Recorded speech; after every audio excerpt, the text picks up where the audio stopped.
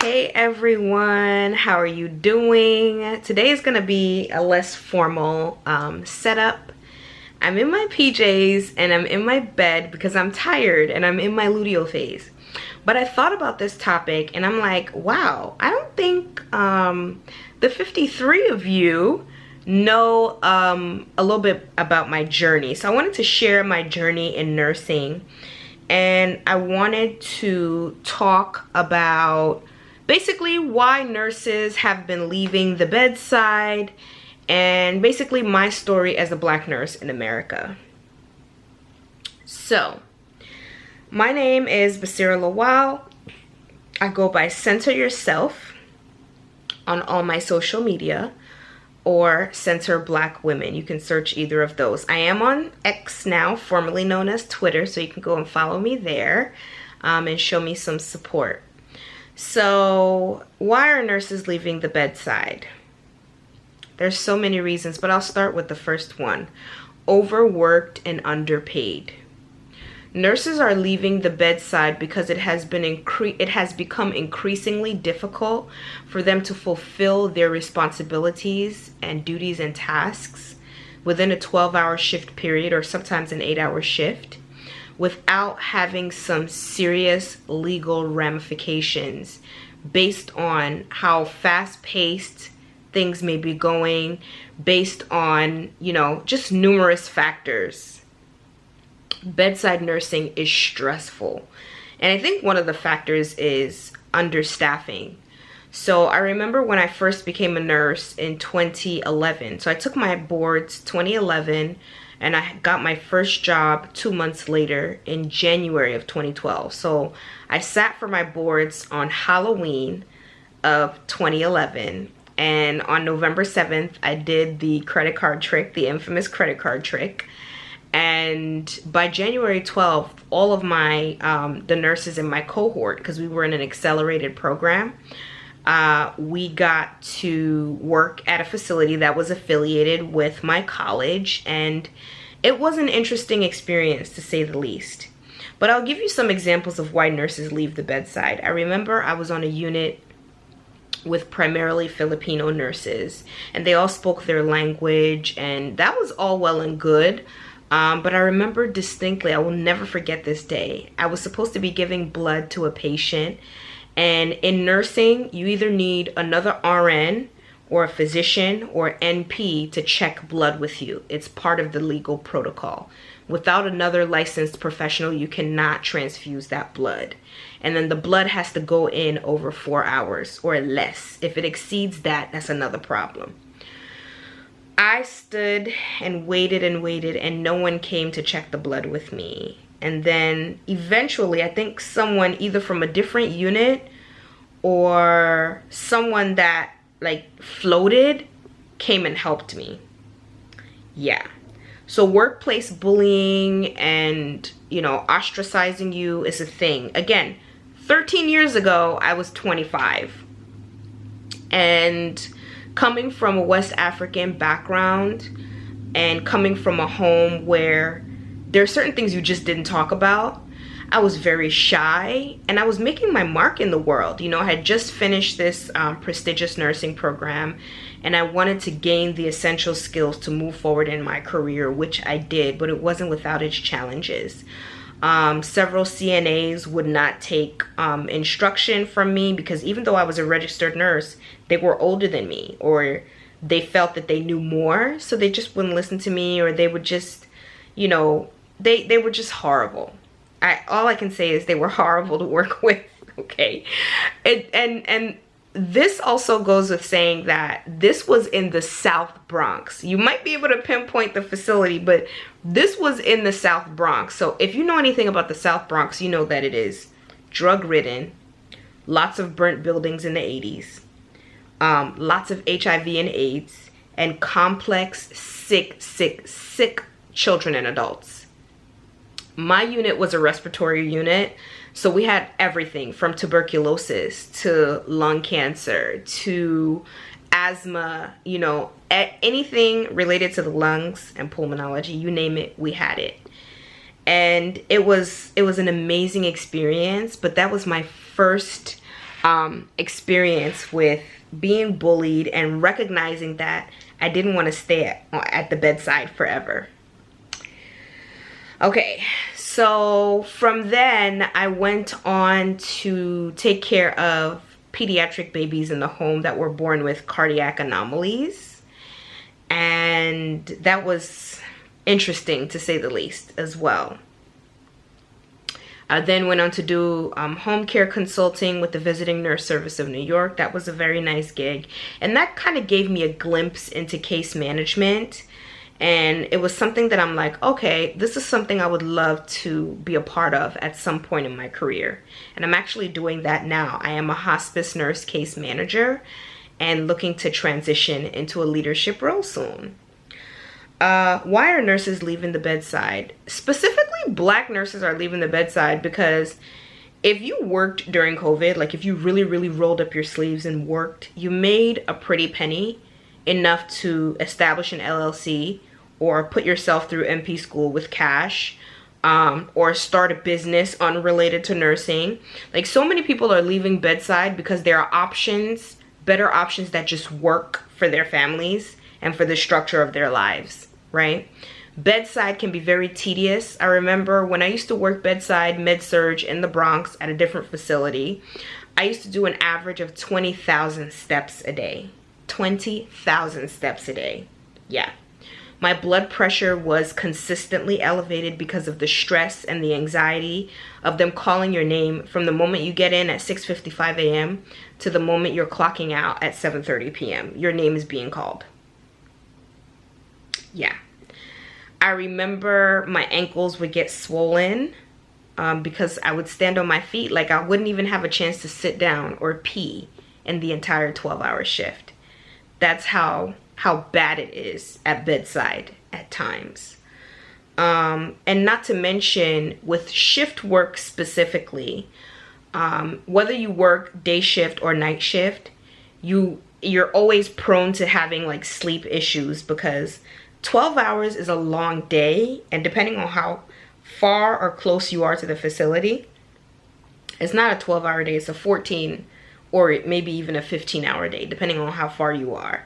But on average, it's about 14 hours because, you know, just give yourself 30 minutes to an hour to get to work, and then you're getting to work at 6:45 to start work at 7.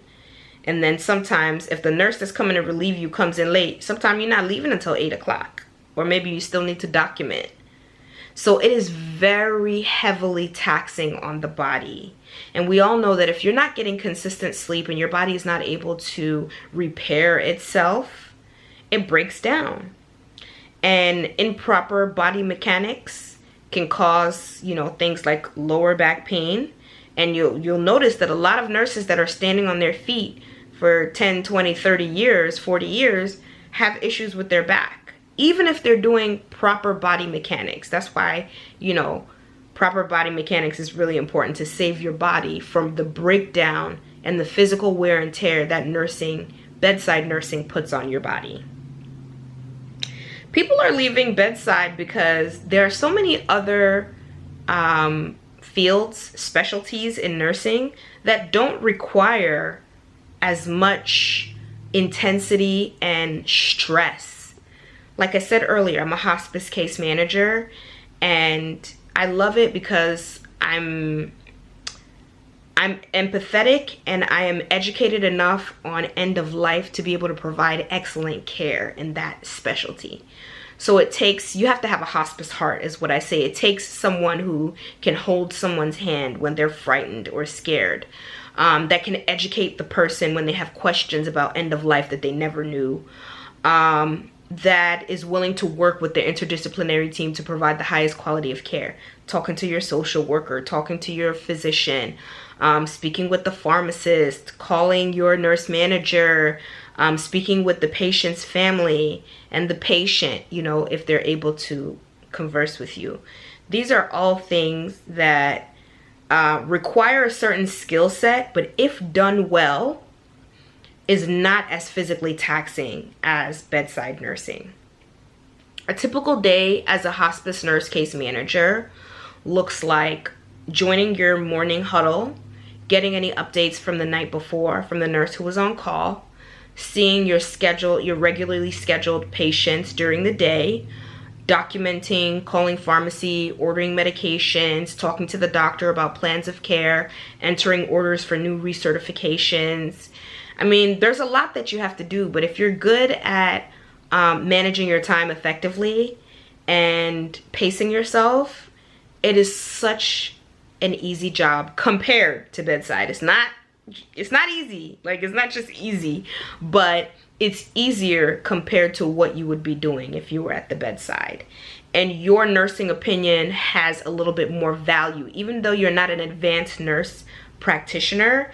As a hospice nurse with years of experience, your discernment when it comes to whether a patient is going to pass away in the next week or month or day is given value because of your experience and your expertise. So it's definitely a role that gives you a little bit more autonomy than working the bedside. Also, COVID really took a lot of nurses out. COVID really made it difficult for nurses to want to stay at the bedside. Nurses are overworked and underpaid. I won't stop saying it. It's just the true fact. And nurses are treated like, I don't want to say the word, but it rhymes with paves. Nurses are treated like that, by doctors, by nurse management, by, environmental services. Like, we do everything. Even though we're just the nurse, like, we can do everybody's job, but nobody can do our job. And that's what makes bedside nursing so stressful, is the level of stress, pressure, and responsibility that there is.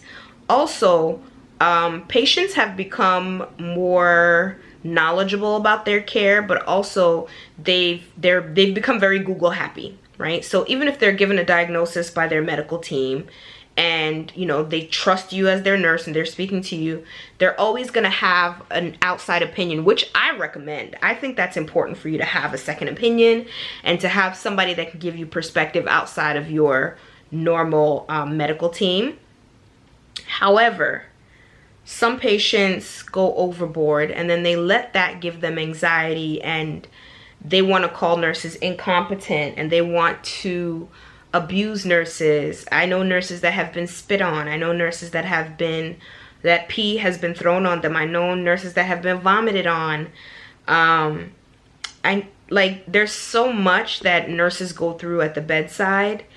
And unfortunately, in careers that don't even have to deal with human lives, like the tech sector, for example, they make hundreds of thousands of dollars more than the most experienced bedside nurse. And there's a problem with that, right? Because if you're in a profession where you're preserving life and you are providing care, which is a very valuable commodity, because in this society where no one cares, having a nurse that cares, that is honest with you, and that is taking their time to give you the best and highest quality of care, and to still be met with abuse, assault, or just plain,